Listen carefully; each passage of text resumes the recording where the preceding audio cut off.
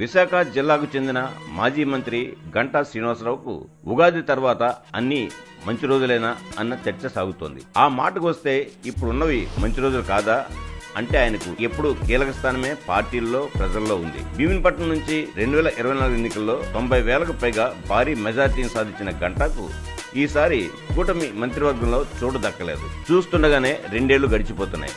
దాంతో గంటాకు ఈ టర్మ్ మంత్రి పదవి ఉందా లేదా అన్న చర్చ ఆయన అనుచరులు అభిమానుల మధ్య పెద్ద ఎత్తున చర్చ సాగుతోంది. విశాఖ జిల్లాలో ఇప్పుడు అభివృద్ధి కార్యక్రమాలు అన్ని పెద్ద ఎత్తున జరుగుతున్నవి గంటా నియోజకవర్గం భీమిల్లోనే. ఐటీ పరిశ్రమ వచ్చినా, గూగుల్ డేటా సెంటర్ వచ్చినా, ఎయిర్ఫీల్డ్ ఎడ్యుకేషన్ సిటీ వచ్చినా, అనేక ఇతర పరిశ్రమలు వచ్చినా అన్ని భీమిలి పరిధిలోనే చోటు చేసుకుంటున్నాయి. దాంతో గంటా కూడా జోరు పెంచేశారు. ఆయన గతానికి భిన్నంగా ఈ పరిశ్రమల ఏర్పాటు కోసం అవసరమైన భూముల సేకరణ విషయంలో కీలక పాత్ర పోషిస్తున్నారు. అటు భూసేకరణకు అవరోధాలు లేకుండా అందరినీ మెప్పించి ఒప్పించి ఈ ప్రాజెక్టులు గ్రౌండింగ్ అయ్యేలా చూస్తున్నారు.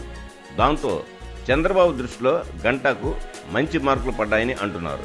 ఇటీవల ముగిసిన అసెంబ్లీ సమావేశాల సందర్భంగా గంటా తన నియోజకవర్గం సమస్యల మీద ప్రస్తావించి హైలైట్ అయ్యారు.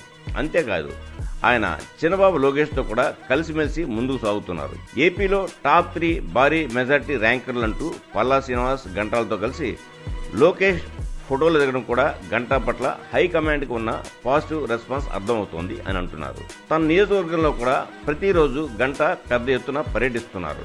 ప్రజల్లో ఎక్కడికక్కడ మమేకం అవుతున్నారు. నియోజకవర్గాన్ని ఆయన కంచుకోటగా మారుస్తున్నారు. ఇక గంటాకు మంత్రి పదవి దక్కుతుంది అనే ప్రచారంలో ఉంది. గంటా బలమైన కాపు సామాజిక వర్గం చెందిన నాయకుడు. ఏపీలో వారి ప్రభావం చాలా ఎక్కువగా ఉంది అన్నది తెలిసిందే. దాంతో పాటుగా ఆయన రాజకీయంగా కూడా చాలా చురుకైన వారు. విశాఖ జిల్లా వరకు వస్తే మంత్రి పదవి అయితే ఖాళీగా ఉంది. దాంతో విస్తరణలో గంటాకు ఛాన్స్ దక్కవచ్చు అని భావిస్తున్నారు. విశాఖ జిల్లా కూటమికి చాలా కీలకమైనదిగా ఉంది. ఈ నేపథ్యంలో అనుభవం కలిగిన వారు గనక మంత్రిగా ఉంటే విశాఖ జిల్లాతో పాటు ఉత్తరాంధ్ర రాజకీయం కూడా కూటమికి ప్రత్యేకించి తెలుగుదేశానికి అనుకూలిస్తుందని భావిస్తున్నారు. వైసీపీని కూడా బలపడకుండా నియంత్రించేందుకు గంటా వంటి అనుభవం కలిగిన వారు కలిసి వస్తారు అని భావిస్తున్నారు. ఇక సెంటిమెంట్ పరంగా చూస్తే కనుక గంటా ఇవే తనకు చివరి ఎన్నికలు అని అంటున్నారు. దాంతో గౌరవప్రదంగా మంత్రి హోదాలో పదవి విరమణ చేయాలని అనుకుంటున్నారు. మరి ఈ సెంటిమెంట్ కూడా వర్కౌట్ అయ్యే అవకాశాలు ఉన్నాయి అని అంటున్నారు. దాంతో గంటాకు మంత్రి పదవి ఖాయం అయిందని అంటున్నారు. చూడాలి ఇది ఎంతవరకు వాస్తవం. ఇంతటితో మా ఈ కథనం సమాప్తం. మా ఈ వీడియో మీకు నచ్చినట్టయితే మరిన్ని అప్డేట్స్ కోసం లైక్ చేయండి, షేర్ చేయండి, సబ్స్క్రైబ్ చేయండి.